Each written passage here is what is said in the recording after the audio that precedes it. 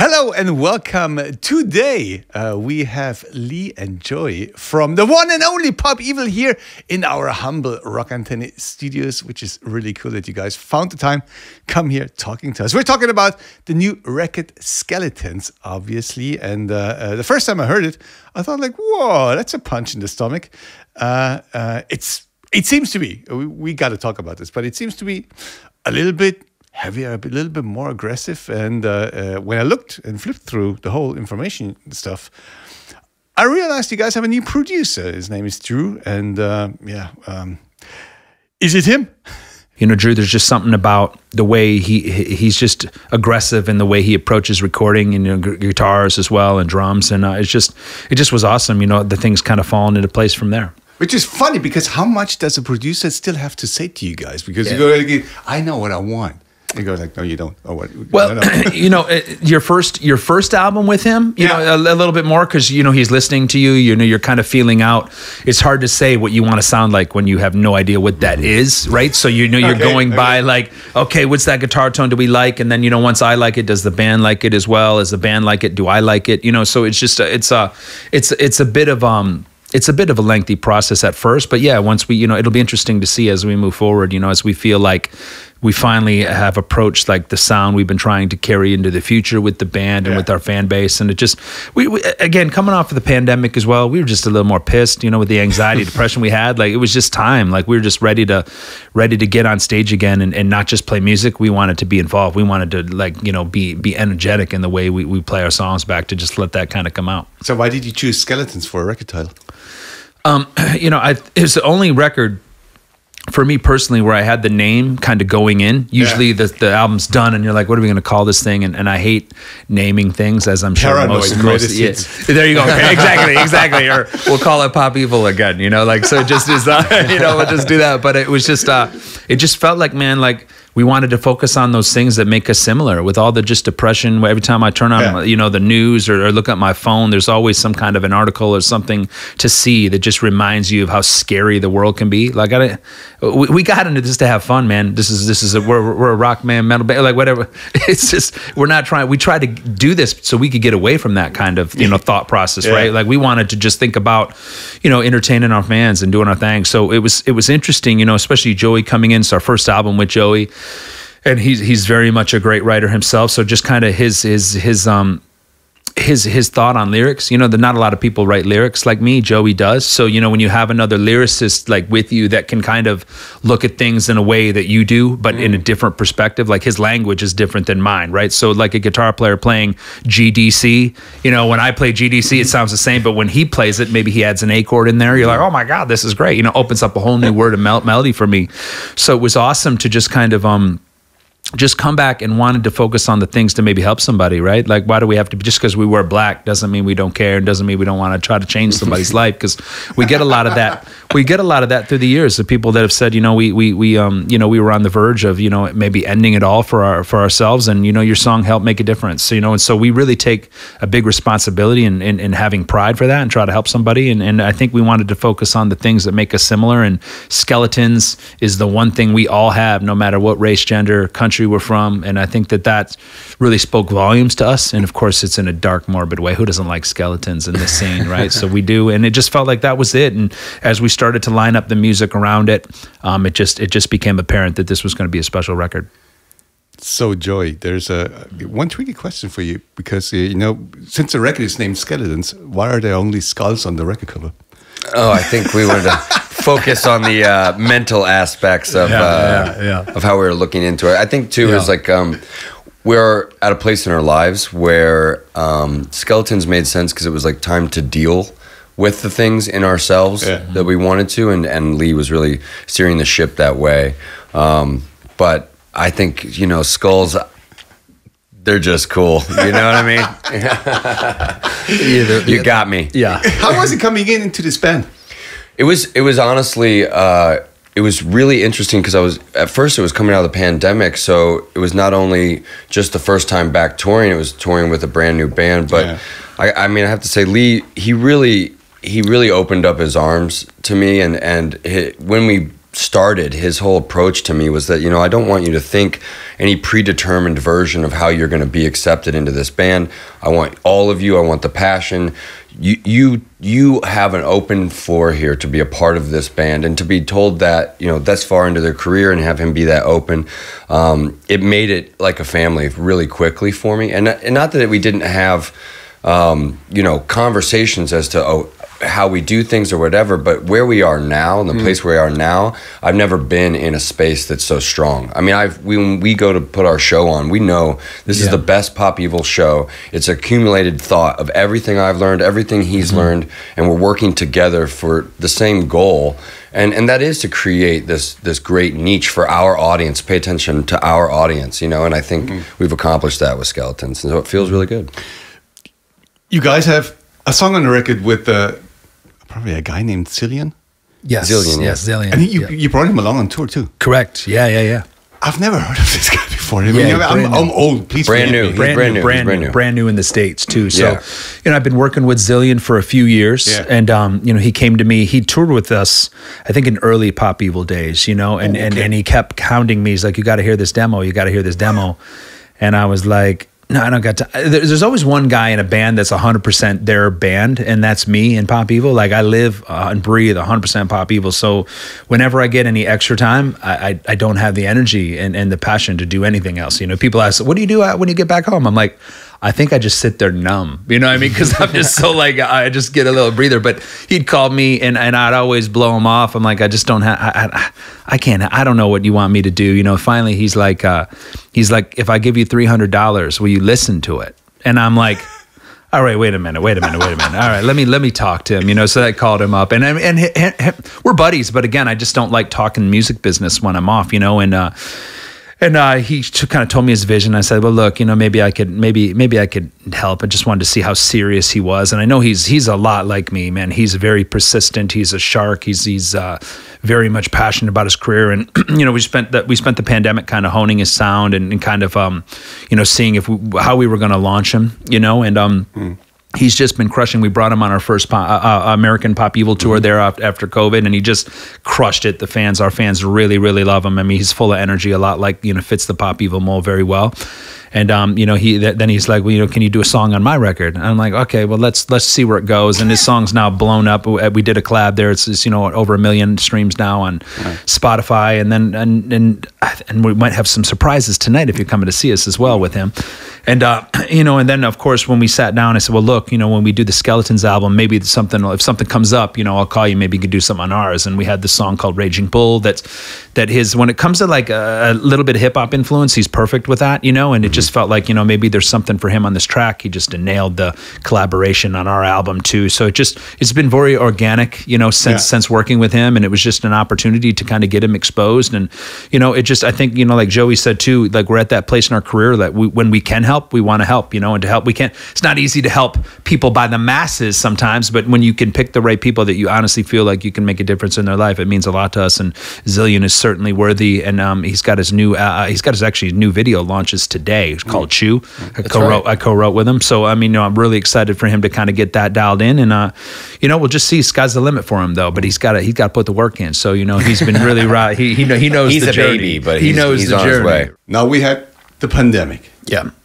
And it was hard for every band. It was hard for everybody.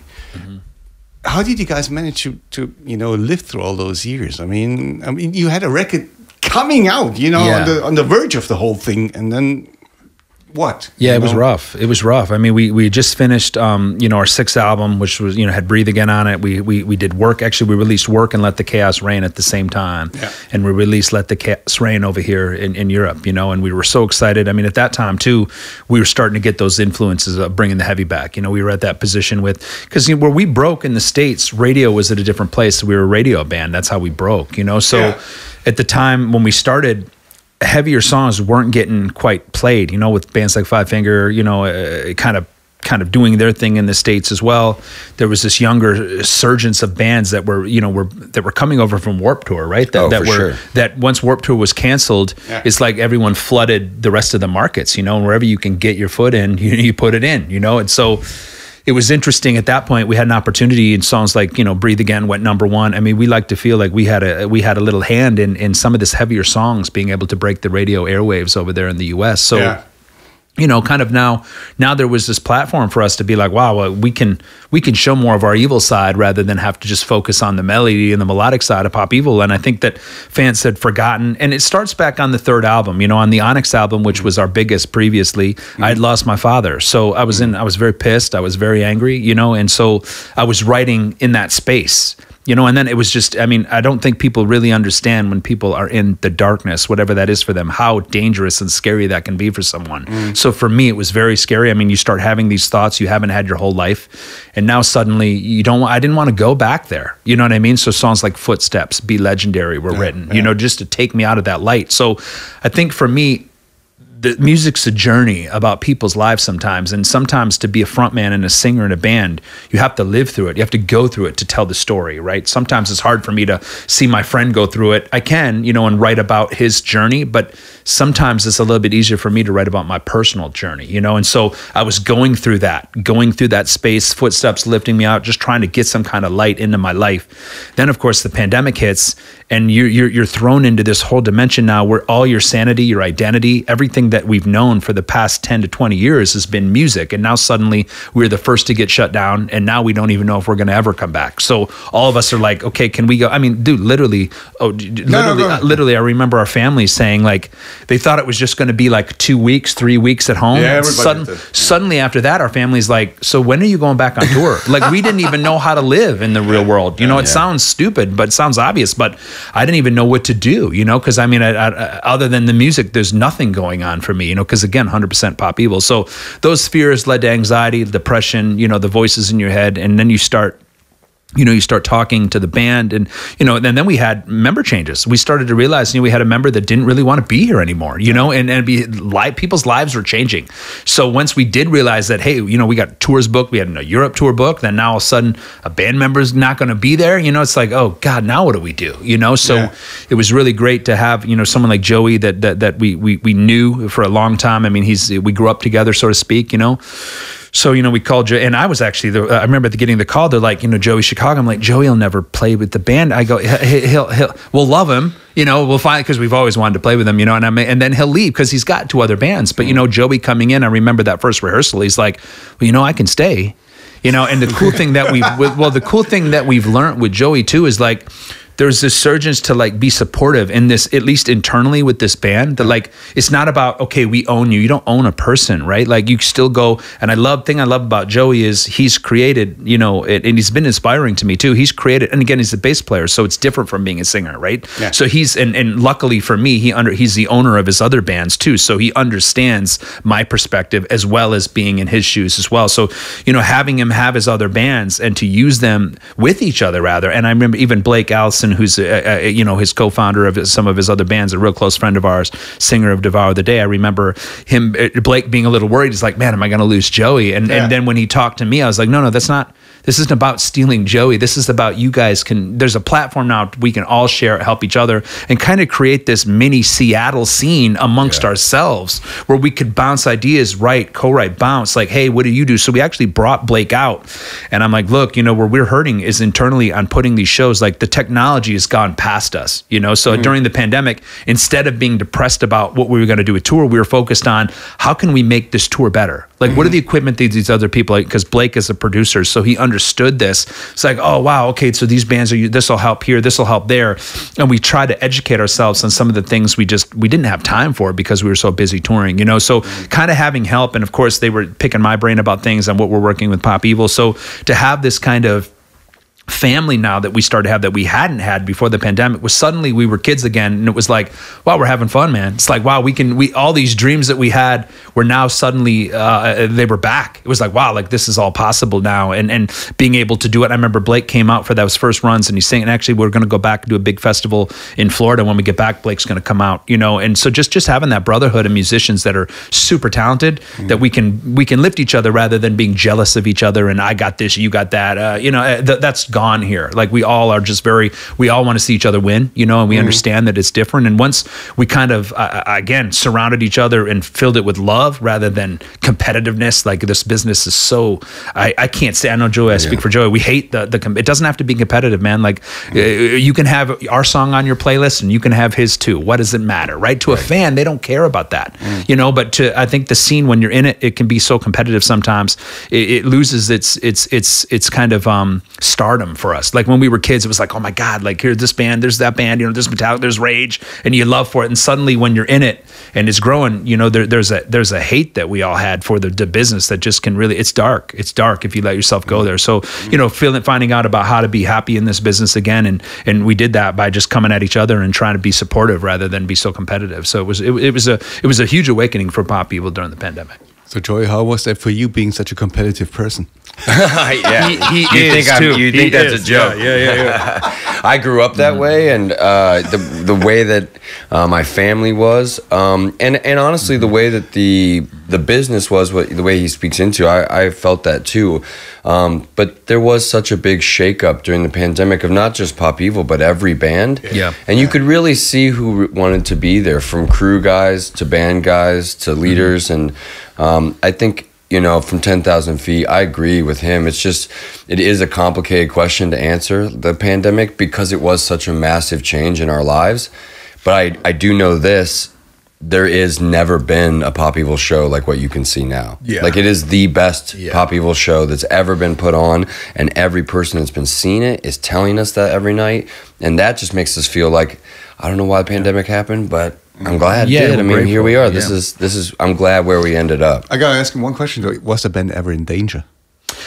I mean, I think you're always in danger, right? I mean, I think you're always in danger. I mean, we had the record deal, we had some, you know, album deals that are, I guess, somewhat secure. But I mean, look, I mean, let's be real. In the States too, especially, there's so much of it. There's so many bands that we always looked at it like you're one song away from going home, you know, and being you know, less relevant. And to try to, that's where, you know, I'm the most proud of Pop Evil, is just being able to stay relevant all these years. You know, kind of like I'm a role models, the Papa Roaches, the ShineDowns, the Five Fingers, those bands that have like landed. And we got a taste of that early in our career touring with Judas Priest. You know, we just recently in 2017 were able to tour with Cheap Trick and Poison as well. And when you talk to those guys, the way their demeanor is, their language, you know, you talk to Rob Halford, and there's a reason why they've lasted that long, you know, and you watch, I remember that first Judas Priest tour coming in, and they didn't even show up till, you know, hour or two before the show, and they're all militant about how they go about their, and here we are all drinking, hanging out, what's going on? You know, like, you realize quickly, like, that kind of behavior's got to go away quick, you know, or you're not gonna, and we did, you know, we squashed it, and we got more healthy, and it's been awesome because the world's gotten healthier too, right? It's cooler to be healthy, you know. Back in those days, it was all Motley Crue, like, right? You had to be. It was cooler to be wasted, like puking. Like if you didn't have a story about how you puked last night, and then I realized, how can I sing after I've been puking all day? Like I can't, you know. Well, we went and got those stories, so they're done. We definitely have some of those, right? So we accomplished that. So, but it just, things changed, man. Like he said, you know, it was just interesting. It was the people that didn't really want to be in this business got out. And so the people that really did, really like teamed up together, and we realized during that off time that, like, look, this is what we want to do, you know. And I think we came back with a more passion for our fan base, a more passion for each other, because you missed it all. Suddenly words, like, we were like, man, Joe, I miss you, man. Like, I haven't seen you. I haven't seen you since that last FaceTime call, or I haven't seen you since, you know, like this language was changing. Like I'd never seen it before in this business than I've been. And I've been in it since I was 18, you know, and Joey as well. That suddenly it was always like, you know, if you respected your buddy, you never told him. It's like, yo, what's up, man? Yeah, cool, see you, good show. You know, but now it's like, bro, you slayed it, bro. Give me a hug. You know, it's like, you killed it, dude. Like, there's that language that, like, it just makes it more fun, right? Because at the end of the day, we're still kids at heart. Like, we're playing music. It doesn't have to be, you either like our band or you don't. That's cool, dude. Like, and being able to say that, like, I get it. Everyone likes Metallica or Rage Against. They're the iconic bands, but they came up in a time where rock and metal was king, right? Now it's smothered with all these, and these, nothing against these other genres, but if you go to the States, it's country, it's hip hop. Again, great genres. But what about, it's just, someone's got to get pissed in a way, right? Like, it's got to be like, look, and we come from a country that prides itself with freedom of speech. Well, who decided that people that speak hard rock metal, our voice matters less? Yeah. Like what is that? Right? So I think we took a chip on our shoulder to be like, look, like we're not going to just change it, you know, by doing the same things. Yeah. We can do it, and if it's never going to happen for us, maybe we can trigger like other bands to understand, like you don't have to become same thing by bringing Cillian up. Like we don't have to bring him to our show and put him in a room by himself and give him just water. Why don't you let him hang in our room?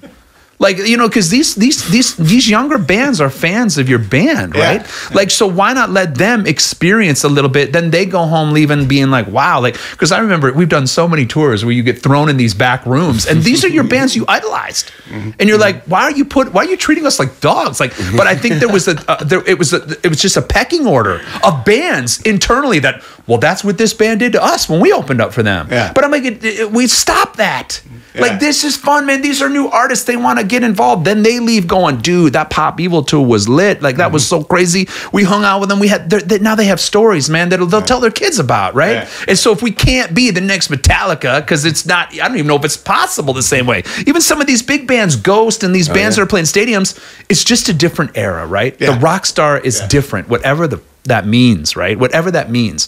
So when you're in the middle of it, it's like Joey said too, we just are focused on our Pop Evil fan base, man. Like that's all we have, you know, and if that's 1%, great. If it becomes 1.1222 repeating, then that's what it is, man. Like it's not okay. Like that's all good, dude. Like we get to make music for a living, and the true journey is us behind the scenes trying to make music that can start by helping us. And songs like Eye of the Storm on this album, Skeletons now, that is our new single, like they're a year old for us, you know what I mean? Yeah. And so it's like, you know, these songs have already helped us, which I think is great, because when we first wrote these songs, like I wasn't in a position where I was ready to sing them. You know, I was still going through it, you know, and still certainly going through it as well. But now you're at this point where you're like, it feels honest, and you're like, okay, look, I can tell the story as I'm going through it now that I've had time to process, you know, and try to hopefully get some chance to heal. And then when you see these people, like we saw last night in Cologne, like it just, the way these fans, and again, we haven't even been to Europe since 2019, Yeah. so it's been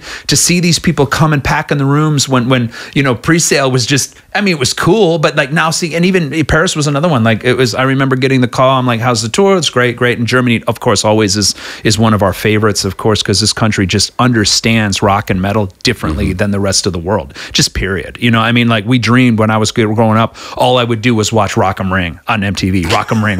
Like, oh my God, like what's that? We were the rock dudes watching that stuff. Like we weren't watching like MTV Unplugged and acoustic. Like we were watching like, you know, what the metal scene was doing over here in Germany. And that was what we dreamed about, you know? So it wasn't about going to some American festival, I'll tell you that, you know? And now, of course, you know, with Danny Wimmer and the festival scene over there in the US, it's incredible, remarkable what they've been able to do to create a platform for us in the US now. But we still, you guys are the big boy of the festival, and right here in Germany. So, but, you know, seeing that, you know, I remember getting the call that Paris was going to be probably the slowest on the tour. Paris was sold out crazy through the roof the other day. And I mean, it's interesting because coming off COVID for us, there's a surge of energy and this passion differently, but for the fans too. And we were talking about that in France. It's like, because France used to be kind of like New York City and LA. Like they stand there and judge you.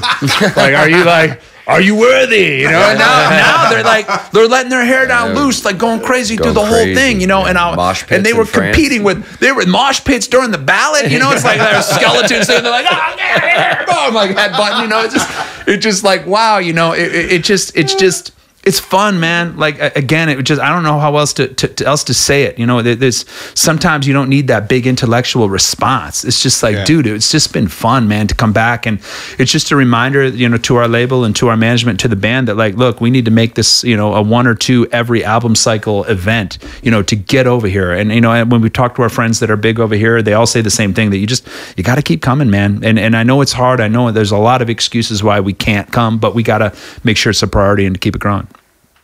Which was the most difficult song for you to write for Skeletons? The most difficult song to finish. You want to start? Oh, Which one of Joey's songs was first? The Joey songs were fun, man. I'll tee him up a little bit. So Joey, I normally don't write with anybody but my producers and the band sometimes, but they don't really write lyrics, you know. So I was really excited about getting Joey because before he was in the band, we had done a tour together, and I was really hopeful to write with him and Blake because they're, you know, a duo. They're really talented, and I'm a big fan of their music on their other bands, and finding guys that you click with is a big part of that, you know. So. The first song is really cool. Joey comes in to the rehearsal session with me. We're on tour, and he goes, "Dude, I just wrote this song for this other band." And that's what I love about him too. Like he's always bragging about his stuff, which most people sometimes they're shy. They're shy. They're like, "Well, I don't want to piss him off and think that I'm all about my band." You know what I mean? Like he, you know, and it was a dangerous time because like he's just getting to meet us, but he's just so Joey Chicago by. He's like, "Dude, I just wrote this song." He's excited. Why shouldn't he be? You know? And I see that. I love him for that. And he's like, we just wrote this song for this band. And I want you here. I'm like, oh my God, play it for me. You know, and it's a song called Wrong Direction. And I'm like, oh, hell no. I'm like, wait, who'd you write it for? Oh, we got this other band. You know, we're writing this. He's trying to get paid. He's working, you know, he's living his life. I'm like, okay, yeah, that's cool. And then I'm like, well, send me it. And he sends me it, you know, and I go home for the off time. It's like a month goes by, and I'm listening to it with my fam, and, you know, everyone's in my car. I remember I have this event. Everyone's in my car, my homies and my fam, you know, and they're all going, you know, the world is now in the wrong direction. I'm like, wait, what did you guys saying?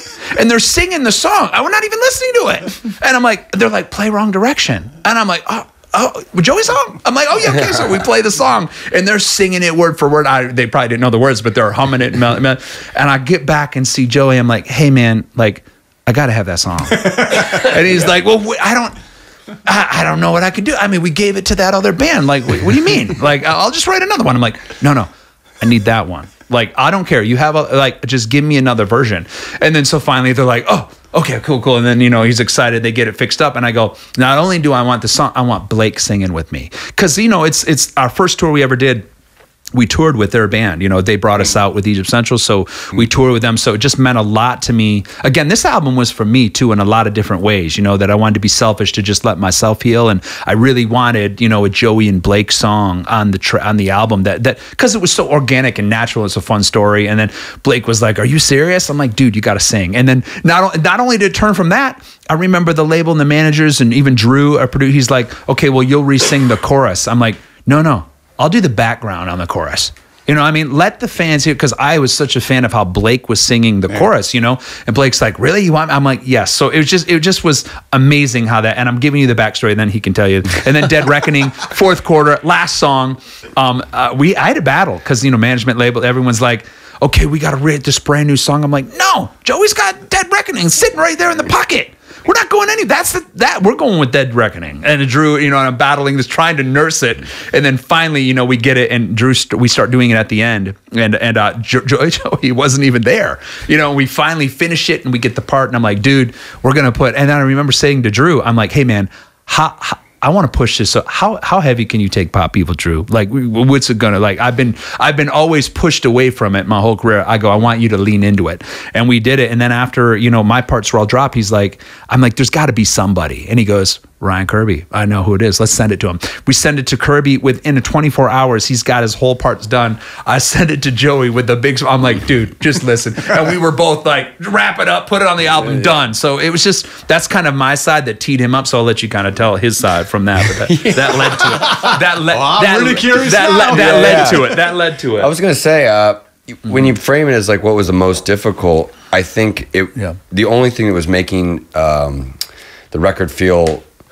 difficult was just that we were trying to get it done in such a quick amount of time, because Eye of the Storm, we'd released it, and then it went to #1, and so the fans, the label, everybody wanted a record, but Leigh, along with myself, there was a certain quality control that was happening, and Leigh had Blake and I come out to LA, and when all of us were together, it's one of my favorite times of making the record, because it's not really that it was difficult. It was actually just kind of a race against time and a quality control, and the fact that it ended up the way that it did, and that we had so many guest artists. I mean, it's honestly one of the easier records I've ever been a part of, to be real. Like, it wasn't actually difficult. We were having a great time. Yeah. Drew's got a quality taco spot like a block away. That was I was eating great tacos. I was writing music. I was smoking good weed. I mean, it seemed like a good time. I don't know. The hardest part was choosing the taco. Yeah, that's right. Do I get the melted cheese again? Yes, do you give it to me? You know? You throw a Topo Chico on top. There's nothing difficult about it. Yeah. But on a serious note, having it, for me, it was so exciting and so fun because I had so many great writers and thinkers, creative people around me where we just knew we wanted guitars. It was almost to the point where it was like, look, tuck my vocal on the mix, man. Guitars first. You know, so just the mentality of where we are, you know, like we know our live show, like everything was about the live show. You know, so it's like we're writing these songs. Sure, we want it to be, you know, heavier. We want it to be a totally a different, like, a creative, like, force in our catalog. We certainly wanted that, but for the most part, we wanted to write music that was going to really change the way we put on shows. You know, so when people that come to live shows want energy the whole time. You know what I mean? They don't just want great songs. They want to be involved. And we're big firm believers now. We even went back into Vegas, like looking at these Vegas shows compared to concerts we've seen and like how we left and what we felt like on each, you know? And when we left these Vegas type shows, we left going, wow, I want to do that. Because you just feel a part of it, right? Yeah. You feel a part of this, like, you feel a part of the brand or whatever they want you to, and whatever that show is, you know. But sometimes in concerts, you leave like, yeah, that was cool, that was great, they're talented, super cool. But when you leave a show, like, you're like, holy cow, you're telling your homies about it. You're like, dude, you got to go out to Vegas and see that. You got to go see that, you know. And like, we understood that, like, look, if we're going to do that, it needs to start now when we're writing and being creative and how we can take this. And we're already talking about that with things that are coming in for the next album, things that we want to add to the live show that we need to add to the record. I know Joey's we talked for a few hours on that, in that last tour, that he's just, the ideas keep flowing. So, you know, we're just excited about just this new version of us and really giving our fans an opportunity to have some stability with our sound, you know, moving forward. I think, too, Germany and the rest of Europe, it's really dictating decisions that we're making. There's such a passionate love of rock music here, and the crowds and the energy that's transferred back and forth, it's not something you can ignore.